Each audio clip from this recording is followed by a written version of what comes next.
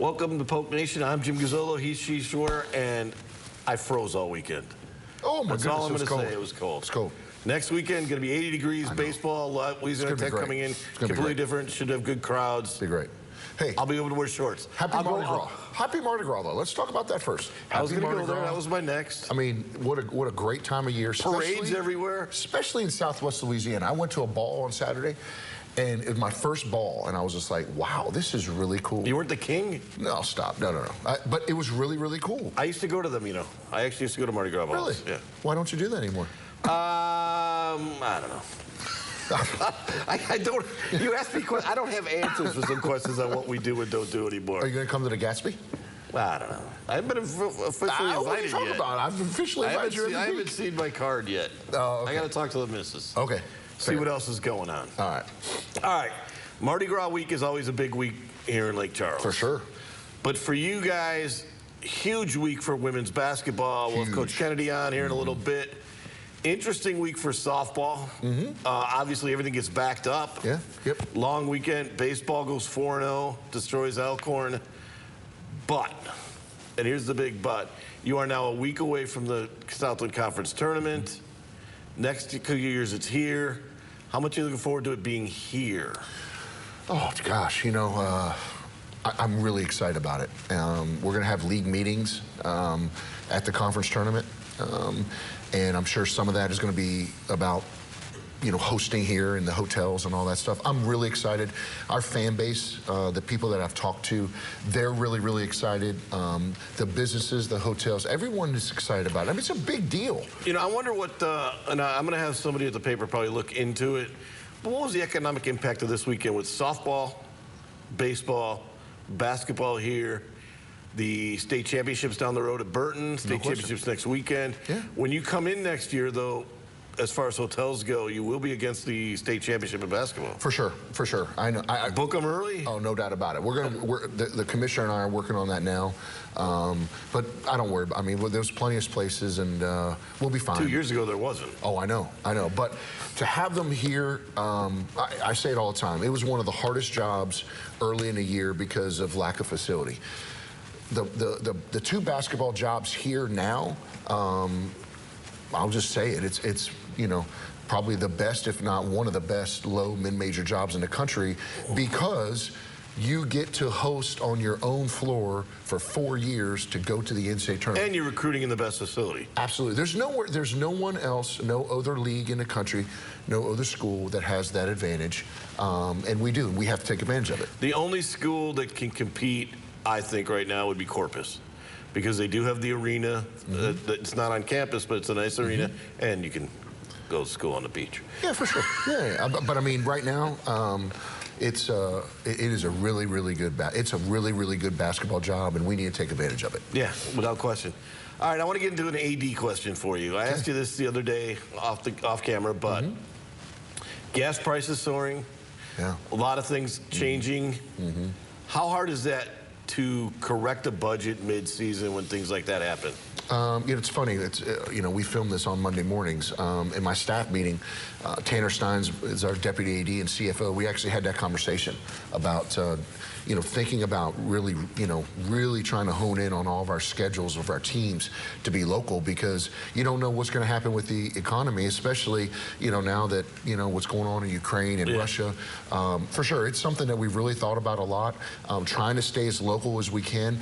I also think with leagues, you know, leagues are going to have to start thinking about that too, about what is the best way for us regionally, you know, to bring the best teams regionally to compete and also be economically responsible. Well, that's always been my point all along. You just got to staying local will be more important, and drawing those rivalries out will be more important than anything else you do. And that moving forward, when you do set schedules for the next year or so, how important is that to? I mean, we talk a lot about, well, football here is only one trip, but you're talking about all the other sports when you get into a league. Right. To get those teams, you talk about the footprint of your area. I think it's really important. I think that, you know, the men and women's basketball, next year, the home slate, We got some good teams coming in. Obviously, like UL, Monroe, people like that are going to be coming in here. And those are the teams we need to play. You and I have talked about that before. Yeah. You know, Lamar will be in here. So, like, being able to have our non-conference have teams that people can relate to. Yeah. There's some old rivalries there. I think it's really, really important, and we've spent a lot of time with our coaches, especially in those two sports, to really, really hone in on that. Because, you know, baseball and softball do it anyway. Yeah. You know, like Tech's coming in here this weekend for softball and baseball. That's a huge weekend. Yeah. And for us, like we talked about before, it's all about branding and it's all about getting our name national. But taking care of home and getting the natural rivalries back on campus, it's a big deal. Yeah, well, that's what people want to see. They want to see sure. names they're familiar with. No doubt. When we come back, Coach Lynn Kennedy will join us after this on Polk Nation. Welcome back to Polk Nation. It's a pleasure to have Coach Kennedy back. Thank you. Coach, thanks for having me. Welcome back, man. Thank you. Well, I tell you what, you guys, girls are playing great. Obviously, you know, we've had, I mean, you're winning games, you're playing, your team's getting better, you've locked into a bye, going into the last week of the season. You got to feel good about the momentum and where your team is. Yeah, I mean, I think you said it. We're playing better. You know, early on, we were close in a couple of games. Our non-conference schedule was so tough, and we kind of found a way to get through it and then get into conference play. Those first two games were really tough, especially, you know, playing two of the better teams in our conference, but we found a way, 8-3 in our last games, you know, 4 wins in a row. You can tell the team is getting more confident. They're playing better. We're shooting the ball really well, but I think our defensive intensity has picked up. You can see the difference in our team and the intensity that we play with now, and able to get a little bit more full court action, trapping. We still need to be better rebounding, but I think that's something we can work on this week and next week going into the tournament. So, Coach, obviously I'm a basketball guy. Talk about some of the adjustments you've made in your matchup zone, right? Like, you could tell that, to me, like, your wings are a little bit higher in your zone to start with. You're trapping more out of your press. What are some of the other things? Like, what are the adjustments, and why did you make those adjustments? Yeah, I don't want to give away too much, but a lot of it is just the rotation or angles. You know, we were a little bit off, you know, early on, and especially playing these teams for the first time, you know, the first round. And so we've adjusted some of our angles, some of our rotations. I think the middle of our zone is playing a lot better. Divine and Lana and Emerson are playing a lot better and being more aggressive and doing the things that we want to do. Plus, I think our length now is getting to teams, you know, especially on the outside. You know, we're a longer team. We've got the ability. You're not if you don't play with your hands up. So we've been able to do that. We've been able to pressure the ball a little bit better. So all those things, I think, are impacting us playing better defense. You have gotten a little better play inside from other people besides just Divine. Yeah. Maybe not in points and rebound, but you're getting minutes from them. How important is that you've kind of been able to rest Divine more, keep her out of foul trouble? It's important. I mean, she got in foul trouble early on in those games, and really that was the difference, you know. So to have her, you know, stay out of foul trouble, but also have Lana and Emerson step up. You know, Emerson got healthy the last 2 weeks, and even if it's 4, 5, 10 minutes, it definitely helps with her length. 6'4" is different in this league, and it definitely plays a factor in as far as our defensive effort and rebounding. So, and she hit 2 big shots against Corpus Christi. Came in, and in a critical time, she was able to put those shots down. She's got a really nice shot. So we've got to continue to have that as we go into the tournament. How have they adjusted to, I mean, they all, most of them came here, had no experience with the town of that. How have they adjusted second semester and their growth? Well, I think you can see the way they're playing. You know, they're getting used to the city and just the surroundings and our travel and playing these teams, and they understand that we have rivals with everyone really now. And so it's like, I think they're getting used to that, and they're ready for the tournament. They're confident. We know we can beat anybody, and so we just got to go out and do all those little things that execute to finish a game. The other day, for the 3rd time in a week, I said this to you, you had a player step up and say, we're the team to beat. Now, you're in 4th place, but you're saying we're the team to beat.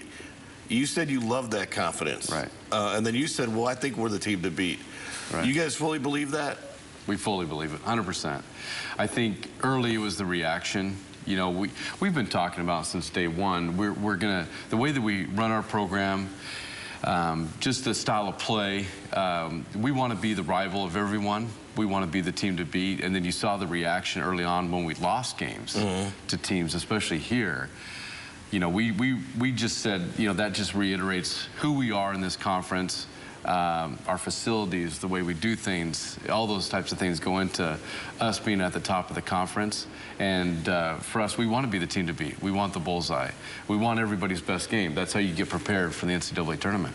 That was the night it seemed to kind of switch on them, is when you lost to Southeastern here by 1. They haven't had a loss. They're in first place. Yeah. That was, I think it was your 3rd or 4th loss. Yeah. And they're jumping around like they just won the championship. Yeah. As if to say, we didn't expect to do this. Did that click in your kids that, hey, we are everybody's rival? I think so. You know, I think that they were confident coming in. You could tell, you know, they were confident. And then about midway through the game, they're like, wait, what's going on here? You know, this team is better than we think they are. And then it shifted. But it's a game we should have won, but I think we also learned from that, and that helped us beat Corpus Christi this week and going in to play another first-place team this week. So you got, obviously, a game on Saturday, Houston Baptist.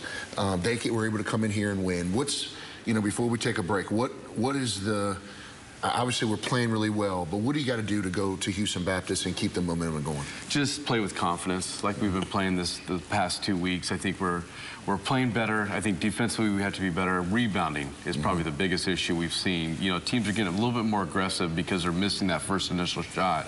So we got to be better with our first rebound. Other than that, taking care of the ball and keep shooting. Keep shooting. We've been shooting well, and so we just keep shooting. It's all about putting that thing in the basket, baby. For me, the interesting thing to see will be you lost the first game of the year to them here. Right. When you had moments where you played better than them, but then down the stretch they got you. Yep. How much have you changed and flipped the script this Saturday? Yeah, it will be a measuring, you know, tool to see where we're at. You know, as far as compared to the first game of the conference to now, how much better are they? They're a veteran team, so they're going to be good. I thought that was probably one of their better games they played. You know, just looking at the games they played in between. They've had some, you know, ups and downs, but they've been able to win those games. You know, Nichols, they probably should have lost to Nichols at Nichols. You know, New Orleans played them tough. So it's like 2 of the teams at the bottom of the conference have played them tougher. Now, we'll see this Saturday. Yep. When we come back on Coach Lynn Kennedy, we'll have more thoughts on the year after this. We're back with Coach Lynn Kennedy, women's basketball coach at McNeese State University. And, Coach, my question to you has always been, you've always talked about the tournament, getting ready for the tournament. How important was it to get that bye and not have to play 4 games in 4 days? I think it's important for our team. You know, we've had some injuries throughout the conference and non-conference schedule, so it's important to get that bye. I just think it's tougher when you have to win 4 in those days. And, you know, to have 3, it is tough still, but the idea is you get some momentum going into the semis, and then hopefully you get a great matchup in the championship game. But, you know, for us, it's 1 game at a time. We've kind of been in the tournament mode the last 2 weeks. We've been talking about it. You know, we've got to win these games to get the bye, and so the team has responded, and you can see that with winning these last 4. The last game against Incarnate Word was that game. Yes. You win that game, you're in. You lose that game, and they kind of leap you, and you have to play catch-up. So when you say that about tournament, they understand the pressure they're in now? They do. We've been talking more about it the last 2 to 3 weeks. We talked about it at that 3rd quarter timeout when they took the 4-point lead, and I said, how bad do you want to win? If you want to win, rebound. If you want to win, take care of the ball. If you want to win, you've got to pick it up. And so it came down to them making the choice. And that's, as a young team, you want to see that response, and you want to see them grow each and every game. And we've been able to get better, and you can see that definitely on the court. Well, we talked about it on the break, but the thing that's the most impressive to me is that we have such a young team. There's only 1 senior on this roster, but all the players have gotten better. Talk about what you do in practice on a daily basis with player development, and how I mean, because to me, it's a credit to you and your staff, but that's the real telltale, is do your players get better from the beginning of the season to the end? And you guys are. What do you do? What do you do in practice for your girls to have this, continue to have the development? Well, like you said, it's coaching staff. You know, it definitely helps that, you know, the staff comes in and they work. They get after it. I don't know if there's any staff that does a better job of preparing them as far as scouting reports and all that too. But the individual, you know, daily development of the players, you know, it's it helps that the players my coaches have played for me, so they know all the system, they know the philosophy, but they get after it. It's a balance between conditioning and skill development, and then also scrimmaging too, because we've got to be able to keep that game-like atmosphere in practice and be ready for the games. A lot of last-minute situations now that we do, a lot of shooting, but it's all game-like. It's all presents them the opportunity to get ready for the games. And so, you know, especially in the last 2 weeks, you know, just the days off, what days off do we have, what individual skill development are we doing, what shooting are we doing, and then get back to scrimmaging too to get better. Well, the thing that, you know, when you watch your team practice, like I have numerous times, and we talked about this last time you were on a show, you never do anything, any drill, or anything that you do not do in a game. Right. And you know, there's a lot of ways to skin the cat, but I've always been impressed with that philosophy, not only from you but from other coaches, and I love that about what you do. Talk about that a little bit. Well, I think, you know, one of the things, we don't go that long. I mean, we're about an hour and 15 right now, and 15 minutes of that sometimes is just on scout review and looking at tape. So it doesn't have to be long, but it's intense, it's focused on what we're trying to do. We talk now more about scout and get ready, so angles and rotations on defense, just reiterating things we've talked about all year, and then lots of shooting, lots of game-like, you know, scrimmaging. That way they can be ready for that next game. But, you know, it's a different approach. There's lots of different ways to win. For sure, for sure. But for us, it seems to work, and we're always ready for March. You guys, the one thing is, why do you get up in the mornings to do it? How did that change the culture of the program? And when did the girls kind of buy into, hey, we're practicing in the mornings? It probably wasn't the first option we wanted, but to wake up at 5 a.m. and be ready for 5:30 practice. But with the academics, we have engineer majors, you know, all that was the big one, is those morning classes for engineering. Then we had some labs in the afternoon for some of the science majors. So, you know, class comes first. Everyone's in class, and so for us, the best option was going in the morning. They bought in because that was what was given to us as the best option, and they've been great. And like I said from day one, they've all bought in. They want to win, and they want to be coached. And you can see that's part of the development. That's right. Is if they don't buy in, they don't get better. That's right. And we can coach all we want, but if they buy in, then it makes it easier for us to coach them and get them to that next level, and they have. So it wasn't planned to be at 5:30. It wasn't planned. No, not planned. No, definitely wasn't planned. So. Well, you think about like where, you know, and I was here, we were all here, and you talk to the fans in the stands, where this program was when you took over to where it is now is night and day. But the most exciting thing is we got a chance to win this darn tournament. But on top of that is where this program is headed, and that, obviously, as an athletic director and a fan, is even more exciting about where we can go. Yeah, it really is. It's exciting to think about, you know, our recruiting class coming in. We've signed one early. We've got a couple others we're close to signing that will add some height to this team, which, you know, I think, you know, losing Autumn in August was a big deal to us. She's such a good player. She's a top 15 player coming out of high school, where she signed at UNM. She's a program changer, period. You know, so that changed a lot of things. I probably didn't know how much it was going to change our team early on, but it definitely has, especially getting into conference schedules. So to get her back, to get healthy in some other key areas too. So it's exciting to see our growth this year and to see what the future holds. And it's going to be exciting in the next few years to watch it. No doubt about it.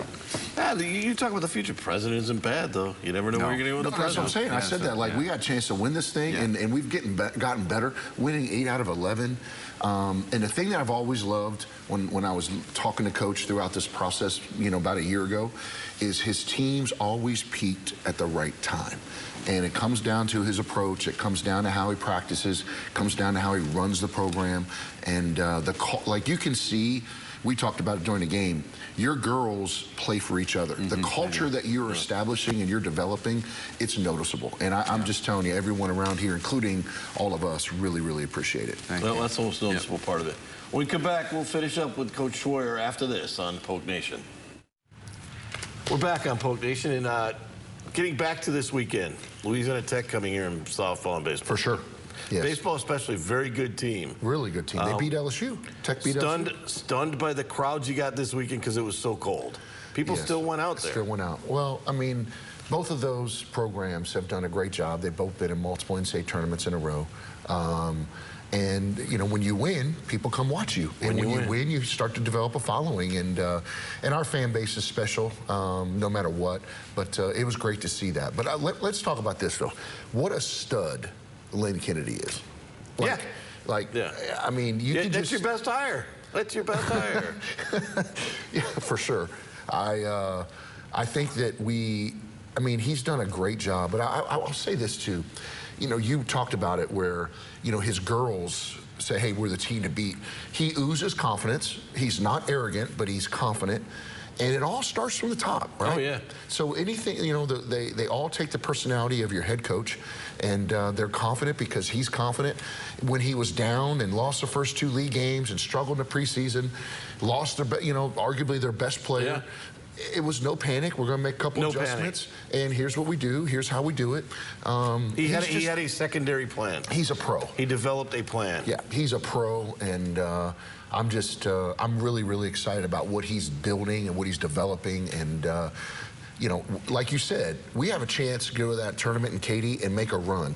And when you play the way he plays, and you think about it, like, and he's going to play a matchup zone, they have to make a lot of shots on a neutral floor for them to beat us. Yeah. Now, we have to make some shots too, but he's going to make them make shots. There are also, you have also sent the message, statement, whatever you want to say, that you are the best team in the second half of this conference. Absolutely. In the second round, as you've gone through it, you are the best team, and you are a few plays away from winning the league. Yeah, for sure. In his first year. With essentially an all-new team. Absolutely.